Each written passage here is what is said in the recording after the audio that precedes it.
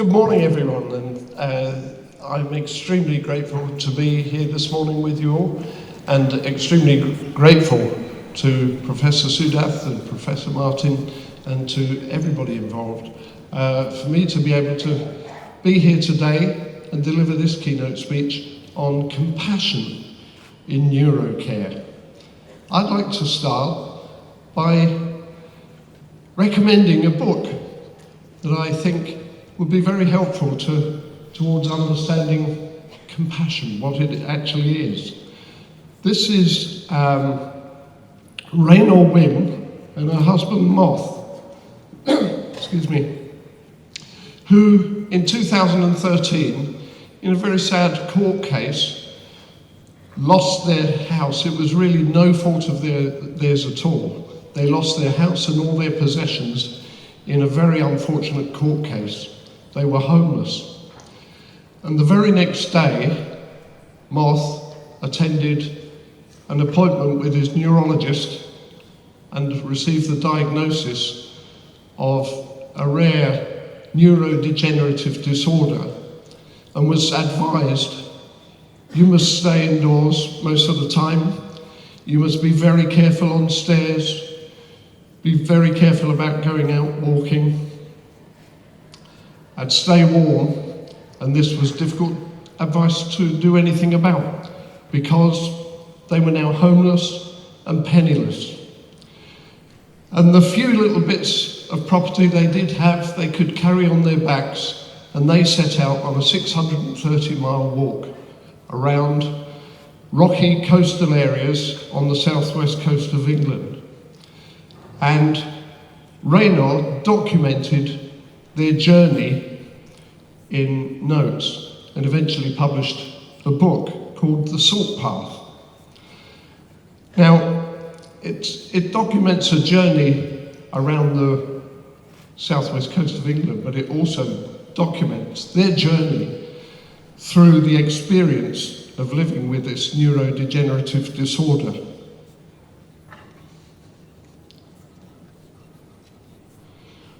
What is compassion? It's very hard to define, and I think the reason I recommend that story is I believe in that book we see what compassion is without really having it defined for us. The word compassion has a Latin root, com meaning with, pati meaning suffer, to suffer with someone, to journey with someone. And people who suffer tend to want to reach out to be understood. There is much in art that expresses that. This is Edward Munch's painting The Sick Child, where he's desperately trying to express and enable people to see what his suffering is after losing his sister to tuberculosis, his mother, and much other suffering in his family experience. Lots of people have tried to grapple with what compassion actually is. The Dalai Lama has written several books on compassion, and is quoted as saying, genuine compassion is based on recognition that others, like oneself, want happiness and have the right to overcome suffering.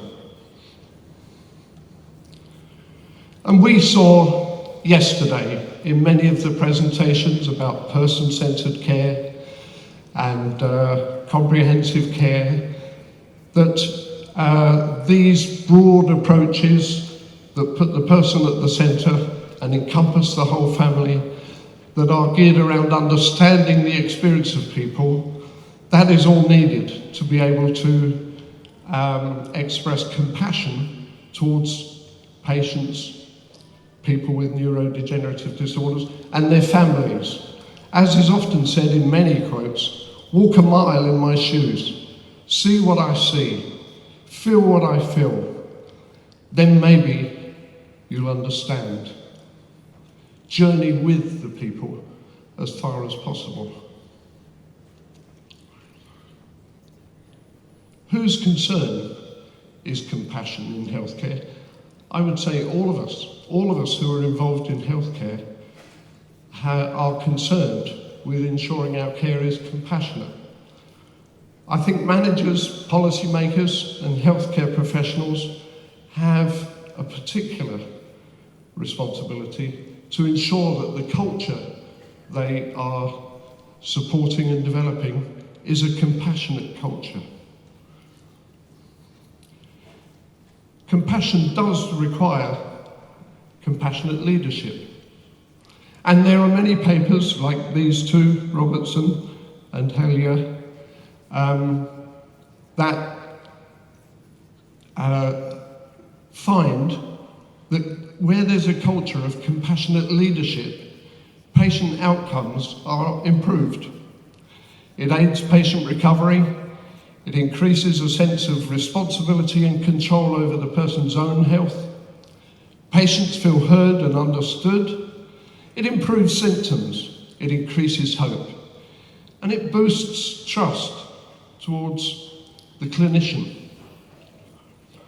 But there are also benefits that have been identified for clinicians. Increased job satisfaction and sustainment. Effective medium, it's an effective medium. Compassion is an effective medium for helping to elicit patient information and disclosure. If compassion improves patient compliance and concordance, helps motivate patients, and is associated with an improved diagnostic accuracy and decision making compared to a culture where there seems to be an absence of compassion. So it's very important in healthcare. These two authors, Michael West and Susie Bailey, have published extensively on compassion and made lots of video resources, and also in 2020 carried out 2 reports with the King's Fund, a think tank in the UK, and the Royal College of Nursing Foundation. The reports are called The Courage of Compassion and Follow Your Compassion. What they find overall is that compassionate leaders don't have the answers. They don't tell teams what to do. They engage with their teams to work out solutions with those who they lead. They listen to understand the team's challenges, and they care for their well-being. They collaborate with the team, they don't impose, and they promote trust. They promote a sense of belonging. That's so important. If you're working with a team, you need to feel that sense of belonging. They promote understanding. Their goal, compassionate leaders' goal, is to create a safe culture that's all-inclusive. And then, if we achieve that, the team members feel it's safe to contribute their creativity and enthusiasm. They're feeling safe to say their ideas, to say what they really think, and they won't be made a fool of. That's so important. Because if we don't have a compassionate culture, nurses, there are many papers from all around the world, this is a global issue, many nurses, other health professionals experience what's called as compassion fatigue. Where there's low staffing, if shifts get extended, long hours, if there's too much management paperwork to do, this has a bad effect on relationships between colleagues. The nurses, the other health professionals find that they experience poor sleep patterns, work stress. In neurodegenerative disorders, those facilities that care for people affected by NDDs, Nurses also often experience resident aggression, grabbing at their clothes, hitting out, sometimes sexual harassment. All three of those papers, there's one from 2017 in Sri Lanka, one this year from Hong Kong, a Korean study in 2022, they're just examples of a whole wealth of global literature. All of those conclude that if we don't have a compassionate culture, confidence in staff is diminished, there's a high staff turnover. So they conclude that management must prioritise staff well-being and offer, as far as possible, flexible working hours. We've talked about compassion to patients and families, compassion from leaders to their staff, from the staff being compassionate to their leaders too. What's also important is compassion towards yourself. Nurses are advised to take time out of work, and all healthcare professionals, take time out, do things you like and feel relaxed with. Going for a walk for a lot of people, music, exercise, tai chi, whatever. Whatever it is that can take you away from the stresses. And you must be good to yourself. You can't be compassionate to anybody else if you're not compassionate to yourself. Because if you don't work in a compassionate culture, and if you experience compassion fatigue, you become fearful. You fear you're going to be making mistakes. You fear that you can't give the kind of care that you came into the profession wanting to be able to deliver. And fear's no good. As Florence Nightingale says, how very little can be done under the spirit of fear. So, compassion requires leadership. Leadership requires empathy. Empathy requires insight and understanding, and that requires knowledge. Knowledge requires education. Education boosts compassion. It's a circle. Because if we do live and work in a compassionate culture, and we have this greater understanding, we can offer better care. With regard to people with neurodegenerative conditions, as the various parts of the brain are degenerating, if the nursing team and other health professionals can understand why this person would be on a short fuse, they won't light the fuse. Ellie gave a fantastic presentation yesterday, and in it discussed how emotions come from this deep part of the brain, and this limbic system, and this amygdala, and all the time we are, sharp emotions are being fired up from that deep part of the brain. Anger, sexual desires, sharp emotions. And fortunately, as we've developed in this frontal lobe, especially the prefrontal cortex, we've developed a system that's able to control those impulses and stop them coming through randomly and without control. But someone whose prefrontal cortex is deteriorating is like having a short fuse with a bomb that's about to blow. If we understand that, we won't light the fuse.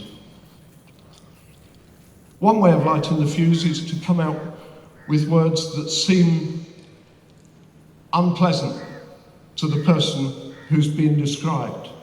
I personally, in nursing, have found it's good to avoid describing people as aggressive or impulsive. It's better to say, you have a little bit of a short fuse, we won't light it. We won't be confrontational. I would avoid the word behaviour in nursing. Behaviour has a good place as a word in psychology.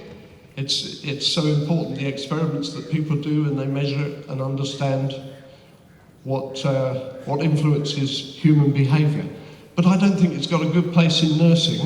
What would you think if I came to you as your nurse and said, I need to speak to you about your behaviour? What would you think I was implying? I feel I'd be going to be told off and made to feel small. So I wouldn't say that. I would talk about someone's responses to what we do and say, responses to what's going on around them. We will elicit that's our commitment, we'll elicit your best responses. I wouldn't talk about compliance, I would talk about concordance, working together with the person to plan their care. I wouldn't say you have a communication problem, I would say we have a problem when we're communicating together. Let's work together to fix that. I wouldn't say someone's disinhibited, I would say they're spontaneous, they're highly expressive, and that we will reduce unhelpful stimuli. This is a game that can help people choose good words. You write the words that no one wants to hear on this red board. You write words that someone would be pleased to hear on this board. Then you act. Someone acts as a person with neurodegenerative diseases who impulsively wants a sandwich and wants it now. And you pretend you can't deliver that sandwich for a good half hour. You're doing other stuff. But you learn not to say, no, I'm busy, I can't do that now. You'll have to wait. We don't say that. We learn to say, yes, as soon as it's possible, I'll come to you just as soon as I've seen to this other person that I'm helping. If I understand why you take time to process something, if I say, do you want to come through to the dining room for lunch? If I know it's going to take a good 10 seconds for you to absorb what I've just said and be able to respond, I won't cut in 5 seconds and say, come on, I need an answer. That would reset the timer. You're now going to take another 10 seconds. And I won't answer for you. I'll wait patiently for your answer. If I understand why you can't be reasonable, I won't try to reason. If you get up at 3 o'clock in the morning, demanding something to eat, I won't try and reason with you and say, but it's night time, go back to bed. I'll find you something to eat if that's what you want. If the parietal lobe up here is deteriorating, people have trouble getting a good feel for the mapping, the layout of the room they're in. If that happens, if I understand why you can't perceive the room layout, I will guide you. I've got an arm at your back. I say, can you feel I've got you? The chair's right behind you. I'll prompt and help. I'll be your map of the room. And I'll work with the decorators and so on to design a room with colours that are easy to understand. Backgrounds where the door stands out more. And in the kitchen, items that stand out clearly so it's easy to see the outline of their shape. If the occipital lobe at the back of the brain that helps organise vision is deteriorating. I would avoid designs like this on the right, patterns that warp spatial awareness. That's not helpful. A lot of what we see, anger, frustration, is to do with having all these really difficult cues around you and struggling to understand what's out there. So the easier we can make it, the less we see frustration, the less we light somebody's fuse. If I can understand why you're prone to falling, because areas deep in the brain that control movement and coordination and balance, then I won't call you from behind, say, oh, there you are, I need to give you a medication. You'll try to turn, you'll fall. I'll make sure I get into your line of vision and speak to you. If I can understand why it's easier for you to recognize, much easier than to try and recall, which it is, I'll offer choices. That's why, even when we have a brain that's not deteriorating, I'm sure a lot of you students, I'm sure you'd agree, it's easier to have a multi-choice question where you can see the answers and you pick the right answer because you recognize it, easier than being asked questions that are open and you have to think, well, what is the answer? And it's the same reason it's easier if you see someone in the street you haven't seen for a long time. It's easier to think, oh yeah, I know you, than it is to suddenly think of their name. And that's why it would be difficult if you said, what do you want to wear today to this person whose processing of memory recall, the temporal lobe at the side of the brain there is deteriorating. If you can say instead, look, which of these two would you prefer? You've just made life much easier, less frustrating. You're not going to see as much of the anger and frustration that is so often seen among people with neurodegenerative disorders. In a condition such as Parkinson's disease, there's a phenomenon where somebody can be walking along with that shuffling gait we described yesterday, and then all of a sudden, often when there's a change in the pattern on the floor, can't continue to walk. It's just stuck. It's no use a nurse saying, come on, get moving. You were moving a minute ago, you keep going.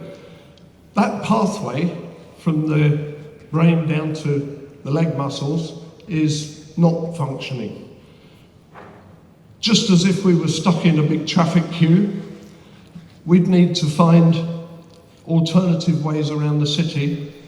The same with neural pathways. If we can involve visual cues, such as asking this person not just to walk forward, but can you step on these markers I've put in front of you? Or this walking stick that shines an infrared light, can you step over the red light? And then you often find people are able to get moving again. So it's going with the people, understanding. That's what compassion's really about. Here's a story here, I've put a link in the slide from Sri Lanka, where this lady worked for this man, Ajit. He was a lawyer. She worked for a couple of years, had a good working relationship, and then she left the company, didn't see him for some years, but then she contacted him on a legal matter. She started to have a conversation and she realized he was struggling with remembering things, with organizing his thinking. So she came to see him and she stayed and she started to care. She involved the Lanka.S Alzheimer's Foundation and she writes so complimentary about how they stepped in and cared. And a year or two later, those two were married. And she continued to care for him right to the end of his life. So that's compassion, journeying with, we don't all have to go and marry the patient, but it's great to be inspired by these stories and think, in one way, I can journey with the people I'm caring for. This is Jonathan. He was caring for his father with advanced Huntington's disease. He was helping his father by washing, dressing, and so on, managing his continence. And he said to his dad, Dad, you haven't got that long left. Is there something you'd really love to do? And his dad said, I want to see India. I want to go to India. And Jonathan said, I'll take you. So I'm going to play you a little video clip. Can't go wrong with the road less traveled by. Should I fire up? Game on. All right. I was driving and I just remember being struck, and I was like, I should take my dad to India.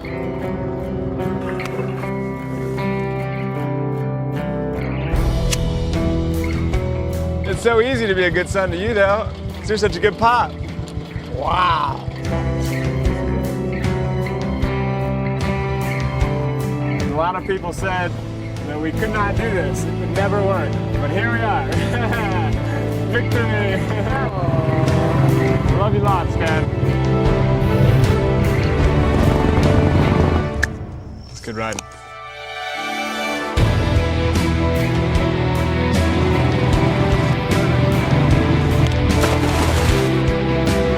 I've been thinking about whether or not we should send a team back for our boys. Wasted 3 hours because you guys were going so fast. We got stuck at that check post. And he was like, I have Huntington's, like, I can lay down. And I was like, no, you can't.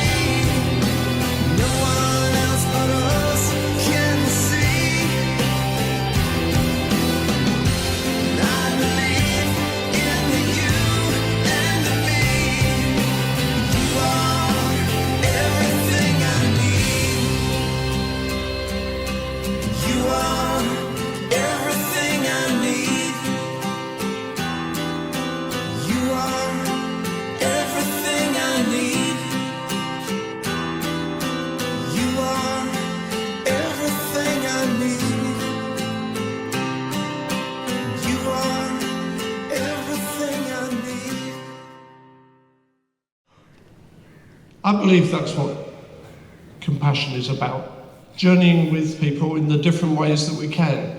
We don't have to go physically on that kind of journey with someone, but as far as we can be with them and understand them. And I feel I've been on a great journey in the last 4 years with this wonderful project of collaboration. And I'm so uplifted to be in this room with professionals who've got years of experience and with a new generation of students who are starting their fantastic journey. This is a very exciting place to be. Thank you so much for having me. And here we are. What a great day. Thank you.